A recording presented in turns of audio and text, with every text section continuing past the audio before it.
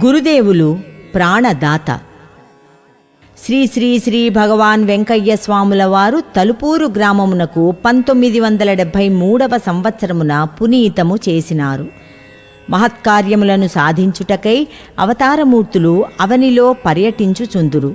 ఒకనాడు గురుదేవులు ఆ గ్రామ కాపురస్తురాలు సాయిపనేని రమణమ్మగారి ఇంటి ఆవరణలో దక్షిణముగా ఉన్న వృక్షరాజము కింద ఆసీనులైనారు.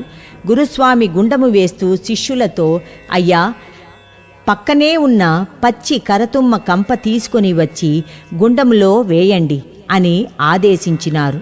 శ్రీవారి ఆదేశానుసారము పచ్చి కరతుమ్మ కంప గుండమున వేయుసరికి పొగ ఆకాశానికి ఎగసింది. దట్టమైన పొగ చుట్టూ అలుముకుపోసాగటంతో మనుష్యులే ఒకరికొకరు కానరాకుండా పోయినారు.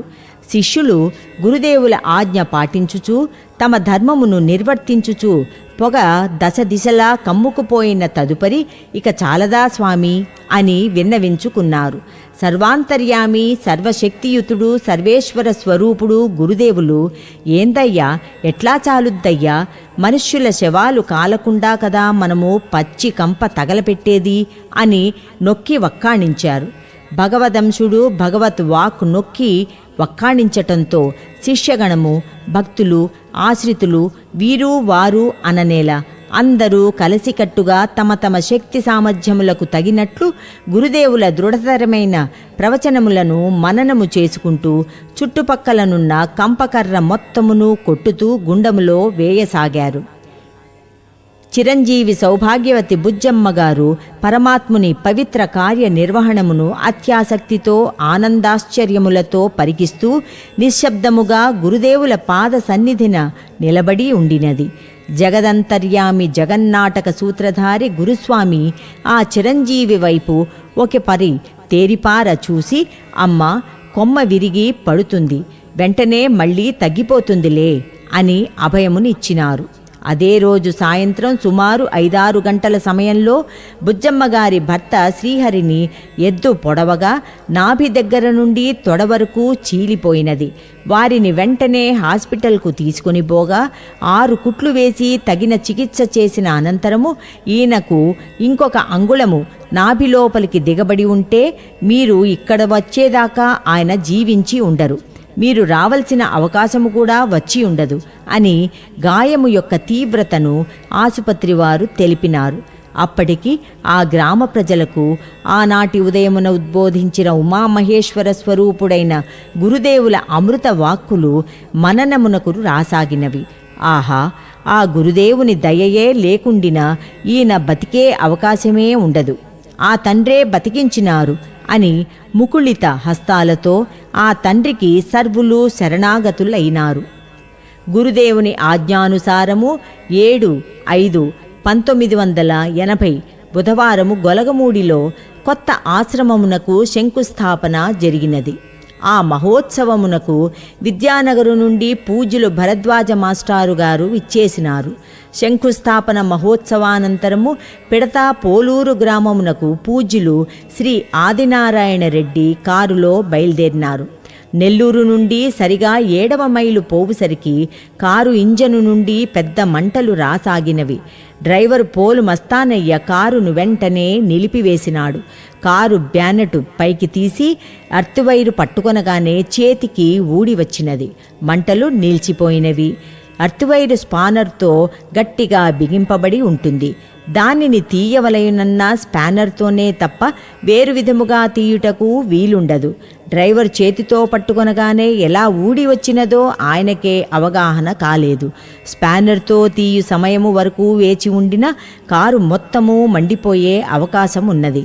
గురు భగవానుల కరుణయే ఆనాడు లేకుండిన కారులో ఉండిన భరద్వాజ మాస్టారు తదితరులు మొత్తము అగ్నికి ఆహుతి అయ్యుండేవారు. దయామయుడు అట్టి విపత్తుకు తావివ్వక తన ఆశ్రితులను సర్వకాల సర్వావస్థలయందునూ కాపాడుచుందురు అనుటకు ఇంతకన్నా వేరు నిదర్శనమేమి కావలేను? కాన వచ్చిన కష్టములను మనము మననము చేసుకొనుచున్నామే కాని కానరాని ఆపదలు ఎన్నింటి నుండో ఆపద్బాంధవుడు గురుదేవులు కాపాడుచుండుట మనకు అగమ్య గోచరము. గురునామమే మహామంత్రము. ఆ మంత్రమే పంచాక్షరి. ఆ పంచాక్షరియే శ్రీ శ్రీ శ్రీ వెంకయ్య స్వామి. కలౌ నామ సంకీర్తనం. కలియుగమునకు గురుదేవుల నామ సంకీర్తనమే అభయరక్ష. ఆ నామమే సర్వులను సర్వకాల సర్వావస్థలయందును సంరక్షించుచుండును. గురు భగవానుని నామోచ్చరణము సకల పాపహరము, శుభకరము.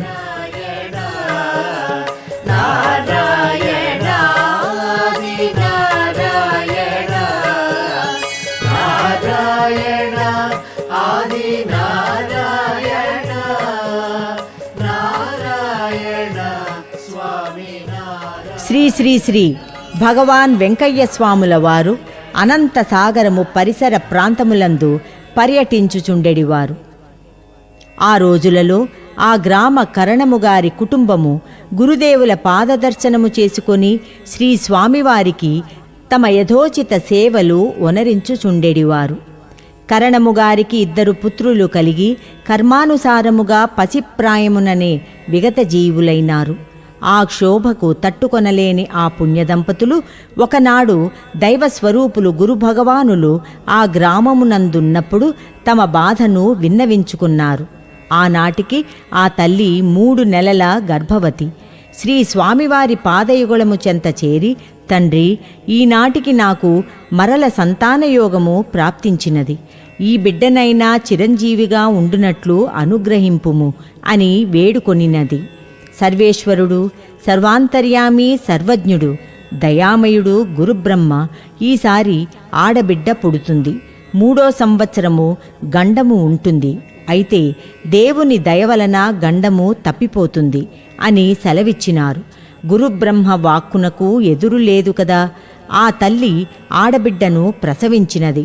3 సంవత్సరములు ఆ చిరంజీవి ఆయురారోగ్యములతో అలరారినది. ఒకనాడు చిరంజీవిని తీసుకుని కుటుంబ సభ్యులు మొత్తము సమీప గ్రామమునకు గూడుబండిలో బంధువుల వివాహమునకు ప్రయాణమైనారు. దారి మధ్యలో గూడుబండిలో తల్లిదండ్రులతో ఆటపాటలలో మునిగి కేరింతలు కొడుతూ సంతోషాతిశయముతో ఆ బిడ్డ ఆడుకొనుచూ ఉన్నతరి తటాలున జారి బండి చక్రము కింద పడిపోయినది. బిడ్డ తల బద్దలవ్వగా రక్తము అతిగా ప్రవహించుచుండగా స్పృహ తప్పిపోయినది. బిడ్డను హుటాహుటిన దగ్గరలో ఉన్న ఆసుపత్రికి తీసుకొని పోగా డాక్టర్లు తగు వైద్యము చేసినారు. క్రమేపీ గాయము మాని ఆ చిరంజీవి ఆ గండము నుండి బతికి బయటపడినది. 3 సంవత్సరముల చిన్న బిడ్డ శరీర సౌష్ఠవము, అంగముల దృఢత్వము మనము ఊహించుకొనవచ్చును. ఆ కాయము అంత పెద్ద గూడుబండి చక్రము కింద పడి శిరము బద్దలై చీలిపోయినప్పుడు ఏ జీవి అయినను ఈ భువిలో జీవించుట దుర్లభము, దుస్సాధ్యము. కాని కలియుగావతారుడు కరుణించి బ్రహ్మ లిఖితమునే వేరుగా మార్చి ఆ పసికందును చిరాయువుగా నుండునట్లు అనుగ్రహించినారు. ప్రాణభిక్షను ప్రసాదించిన భగవాన్ శ్రీ శ్రీ శ్రీ వెంకయ్య స్వామివారు సాక్షాత్ పరబ్రహ్మ స్వరూపులు. గురుదేవులను శరణుజొచ్చిన వారు తమ జీవితములో దేనిని గూర్చి దిగులు చెందవలసిన అవసరము లేదు.